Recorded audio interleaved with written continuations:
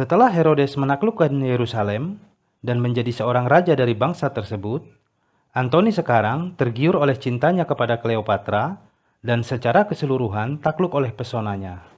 Ketika Kleopatra menghantarkan Antoni di dalam ekspedisinya menghadapi bangsa Partia, Antoni mengambil jauh dari suatu perjanjian yang agung akan bangsa mereka.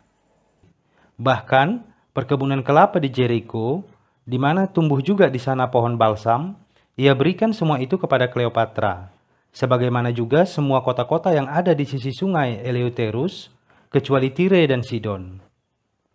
Kemudian Kleopatra datang ke dalam Yudea, melalui Apamia dan Damaskus, dan di sana Herodes menenangkan kegeraman Kleopatra kepadanya dengan hadiah-hadiah yang amat banyak. Herodes juga menghantarkannya sejauh Pelusium, dan memberinya semua hormat yang memungkinkan.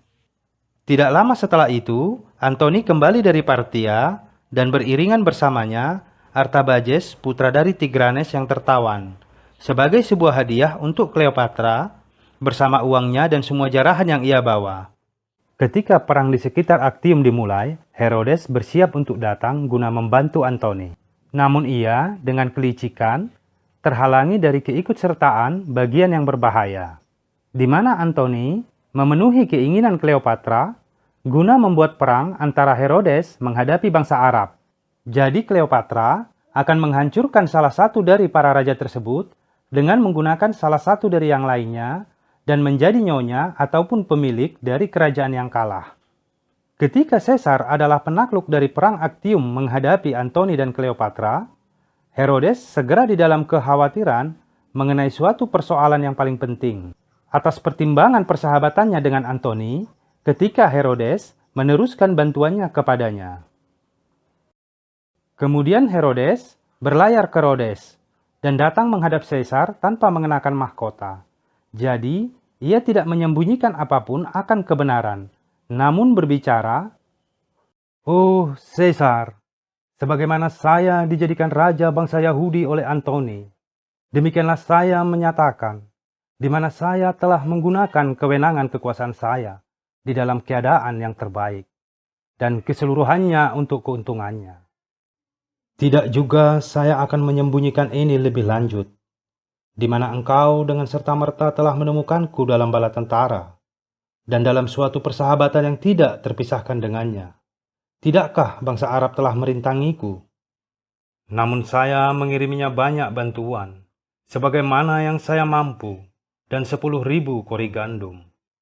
Dan saya memberikannya saran terbaik yang saya mampu, ketika saya tidak bisa lebih lama lagi guna membantunya dalam perang tersebut.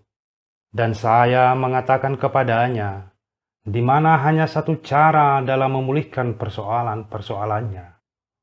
Dan itu dengan membunuh Kleopatra. Namun cintanya kepada Kleopatra menutup telinganya, sebagaimana Tuhan sendiri yang telah melimpahkan pemerintahan kepadamu. Dan bersama keberuntungan terakhirnya, saya telah mengenyampingkan mahkotaku dan datang kepadamu, guna mendapatkan harapan-harapanku akan keamanan di dalam kebaikanmu. Dan saya berhasrat, di mana engkau pertama akan mempertimbangkan bagaimana seorang sahabat sepenuhnya dapat dipercaya, dan bukan dari mana sahabat itu berasal. Demikianlah saya adanya. Namun Caesar membalasnya demikian. Sekarang engkau tidak hanya dalam posisi aman, namun engkau akan tetap menjadi raja, di mana engkau tidak akan menemukan kerugian di dalam keinginan Antoni, dan engkau mencoba guna tetap menyamakannya di dalam persahabatanmu kepadaku.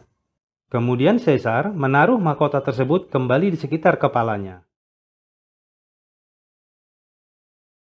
Setelah ini, Caesar pergi untuk Mesir melalui Syria.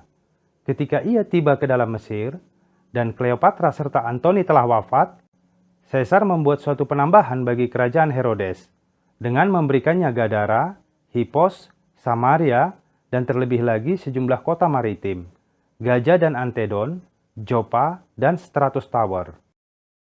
Caesar juga memberikannya suatu hadiah, berupa 400 orang Galatia, sebagai pengawal bagi dirinya, yang mana mereka diperuntukkan bagi Kleopatra sebelumnya.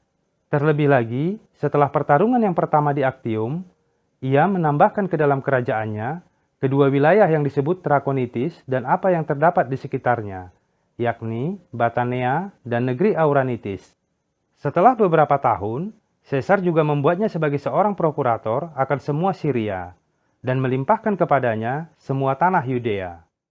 Demikianlah dalam tahun ke-15 ia berkuasa, Herodes membangun ulang kuil tersebut dan menutupi bahagian tanah di sekitarnya dengan sebuah dinding, yang luasnya selebar sebagaimana sebelum dipagari, dan serambi atau beranda yang luar biasa dibangun di sekitar kuil, juga benteng yang berada di sisi utara. Biaya-biaya yang ia keluarkan untuk itu juga sangat besar, dan kemegahan di sekitarnya tidak terkatakan. Ia juga membangunkan bagi dirinya sendiri suatu tempat di kota bagian atas yang memuat 2 apartemen yang sangat besar dan paling indah. Salah satu apartemen ia namai Caesarium dan yang lainnya Agrippium, dari 2 temannya yang agung. Kemurahan hatinya berlaku atas keseluruhan kota-kota. Untuk ketika ia telah membangun suatu dinding yang paling indah, mengelilingi suatu wilayah yang ada di dalam Samaria, yang panjangnya 20 furlong, dan telah membawa 6.000 penduduk ke dalamnya, dan telah membagikan suatu bagian tanah yang paling subur, dan ia menyebut kota tersebut Sebaste, dari Sebastus atau Agustus. Ketika ia melihat di mana terdapat sebuah kota di pinggir laut yang sangat rusak, ia membangun ulang semua dengan batu putih. Dalam banyaknya di mana setiap orang yang berlayar dari Ponesia ke Mesir terikat untuk menyimpang di dalam badai laut, Herodes mengatasi alam. Ia membangun sebuah tempat yang di dalam peristirahatan dari air laut. Ia membuatkan stasiun dalam untuk kapal-kapal. Ia juga menjatuhkan batu-batu ke dalam 20 depa air dalam upaya untuk memecah kekuatan ombak. Ketika ini disebut Prokumatia atau yang pertama sebagai pemecah ombak. Herodes menghiasi kota ini dengan beberapa tempat-tempat yang paling mewah, di mana ia secara khusus menunjukkan kemurahan hatinya. Herodes sendiri yang pertama mengusulkan hadiah-hadiah terbesar atas Olimpiade, yang di dalamnya tidak hanya diperuntukkan bagi pemenang itu sendiri, namun bagi mereka yang berada di posisi berikutnya, dan bahkan bagi mereka yang berada di tempat ketiga. Herodes juga seorang pecinta ayahnya, untuk ia membuatkan suatu monumen bagi ayahnya, bahkan kota tersebut yang ia bangun di dataran yang terbaik yang ada di dalam kerajaannya, dan yang terdapat sungai serta pepohonan di dalam kelimpahannya, dan menamainya Antipatris. Ia juga membangun suatu dinding di sekitar sebuah benteng yang terletak di atas Jericho, dan mendedikasikannya untuk ibunya, dan menamainya Sipros. Ia juga membangunkan kota yang lain di suatu lembah yang menuju arah utara dari Jericho dan menamainya Pasailis. Sebagaimana Herodes mengirimkan kepada keabadian keluarganya dan teman-temannya, jadi ia tidak mengabaikan sebuah pengingat untuk dirinya sendiri dan membangunkan suatu benteng di atas sebuah gunung menuju Arab dan menamainya dari dirinya sendiri Herodium. Herodes membangun menara bulat di sekitar puncaknya dan mengisi ruangan yang tersisa dengan tempat-tempat yang paling mahal di sekitarnya. Ketika ia telah membangun begitu banyak, ia menunjukkan keagungan jiwanya kepada negeri-negeri asing dalam jumlah yang tidak sedikit. Ia membangunkan tempat-tempat untuk latihan di Tripoli, Damaskus, dan Ptolemais.